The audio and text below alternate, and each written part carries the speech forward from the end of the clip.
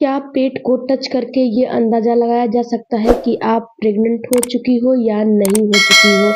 तो फ्रेंड्स, इसका जवाब है जी हाँ, बिल्कुल आप अपने पेट को टच करके, अपने पेट को देख के ये अंदाज़ा लगा सकती हैं कि आप प्रेगनेंसी कंसीव कर ली है कि नहीं की है। हेलो फैमिली, आपका हमारे चैनल में बहुत-बहुत स्वागत है। फ्रेंड्स, अगर आप वीडियो पे नए हो तो चैनल को ज़रूर सब्सक्राइब कीजिए और बेल आइकन ज़रूर प्रेस कीजिए और एक प्यारा-सा कमेंट ज़रूर ज़रूर कीजिएगा। फ्रेंड्स, होता क्या है, सबसे पहले तो मैं आपको ये बता दूँ कि जब एक महिला प्रेग्नेंट होती है तो उसको पेट को उसके पेट में कुछ-कुछ होता है और पेट को देख के ये अंदाज़ा लग जाता है कि हाँ, ये प्रेग्नेंट हो चुकी है। तो कैसे होता है, चलिए इस पे आज बात करते हैं।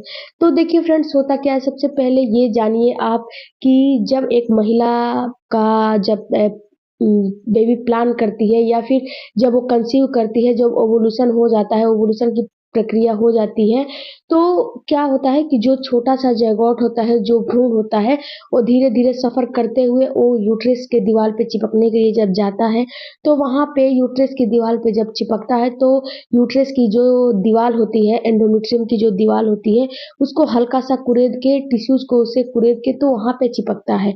तो उस समय क्या होता है कि उस समय अगर आपके पेट में हल्का-सा दर्द होगा, ब्लीडिंग होगी, तो ये आपको महसूस करना है। अगर ऐसा महसूस आपको हो रहा है तो ये समझिए कि आप प्रेग्नेंट हो चुकी हो। ये कैसे आपको महसूस होगा? देखिए फ्रेंड्स, एक महिला के 2 ओवरी होते हैं, एक लेफ्ट एक राइट, और एक-एक ओवरी में एक-एक महीना एक-एक ओवरी काम करती है।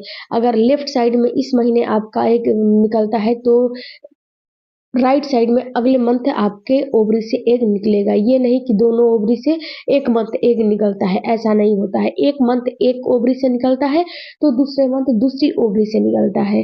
तो जब आपका एग रप्चर होके बाहर निकलता है और जब फर्टिलाइज़ेशन उसकी हो जाती है, तो जब टिश्यूज़ की जब वो जाता है एंडोमेट्रियम की दीवार पे चिपकने के लिए, तो जो टिश्यूज़ खुरेदा जाता है, तो वहाँ पे आपको माइल्ड सा पेन होता है। इसके अलावा आपको हल्की-सी स्पॉटिंग भी होती है, जो कि महिलाएँ इसको एब्ज़ॉर्ब करती हैं। इसको इम्प्लांट की ब्लीडिंग और इम्प्लांट की स्पॉटिंग या इम्प्लांट का दर्द भी कहा जाता है। ये आपको होगा कहाँ? ये आपको नाभि के नीचे नाभि के हल्की-सी नीचे लेफ्ट राइट या जो है राइट साइड में आपको होगा। लेफ्ट या राइट दोनों में से किसी एक जगह आपको ये पेन हल्की-सी माइल्ड सी होगी और आपको बहुत ज़्यादा ये पेन नहीं होगा। अगर बहुत ज़्यादा पेन हो रहा है, तो ये समझिए आपको पीरियड आने वाले हैं, लेकिन ये हल्की-सी माइल्ड सी पेन होती है। यहीं पे अगर आप स्पॉटिंग की बात कर लें, तो ये स्पॉटिंग आपको हल्की-सी माइल्ड सी, अगर आप पैंटी वगैरह यूज़ करती हैं, पैंटी पहनती हैं, तो हल्की-सी माइल्ड सी आपकी पैंटी में जो है लगेगी, माइल्ड सी स्पॉटिंग आपको होगी, वो भी ब्लीडिंग की होगी, वो भी हल्की-सी पिंकिश हो सकती है, ब्राउन डिस्चार्ज हो सकता है, ऐसा आपको महसूस होगा। इसके अलावा फ्रेंड्स, आपका जो ब्लड का फ्लो है, इस समय काफ़ी तेज़ी से बढ़ जाता है, तेज़ी से आपका ब्लड का फ्लो जो है वर्क करने लगता है, तेज़ी से काम करने लगता है, तो इस समय आपका पेट हल्का-सा कड़क भी हो जाता है, क्योंकि इस समय आपको गैस कॉन्स्टिपेशन की भी समस्या होने लगती है। तो आपको क्या होता है कि आपके पेट में हल्का-सा कड़कपन महसूस आपको होने लगेगा। तो ये भी एक प्रेगनेंसी के सिम्पटम्स ही होते हैं।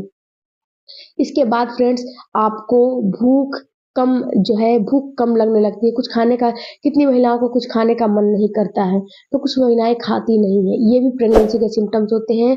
इसके अलावा आपके पैरों में दर्द होने लगता है, पैरों में ऐंठन होने लगता है, ब्लड के फ्लो के बढ़ने की वजह से आपके जो ब्रेस्ट है उसमें हल्की-सी टेंडरनेस आ जाती है, उसमें माइल्ड सा पेन होने लगता है, छूने पे आपको झनझनाहट जैसे महसूस होने लगता है।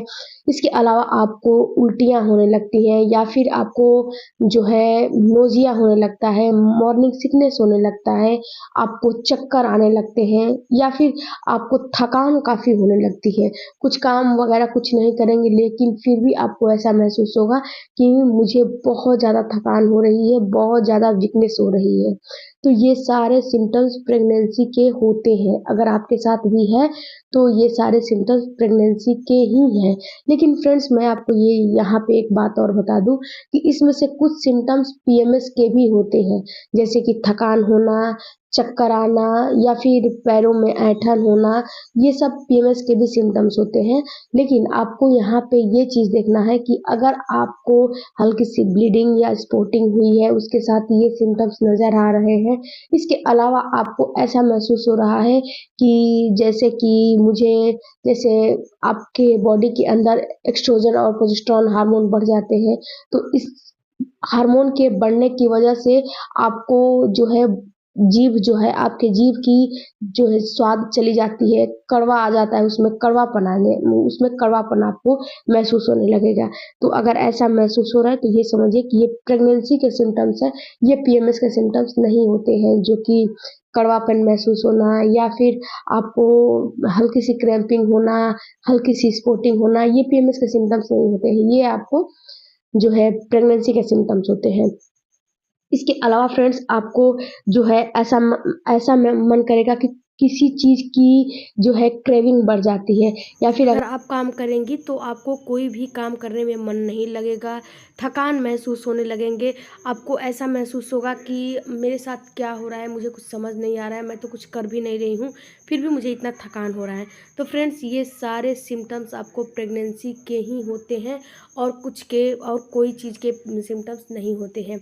इसके अलावा फ्रेंड्स मैं आपको ये बता दूं कि आपके बॉडी में काफ़ी चीज़ें अगर आप पहली बार प्रेगनेंसी कंसीव कर रही हैं तो आपके बॉडी में काफ़ी चीज़ें चल रही होती हैं। कितनी महिलाओं को ये सारे सिम्टम्स महसूस ही नहीं होते हैं बट वो प्रेग्नेंट होती हैं।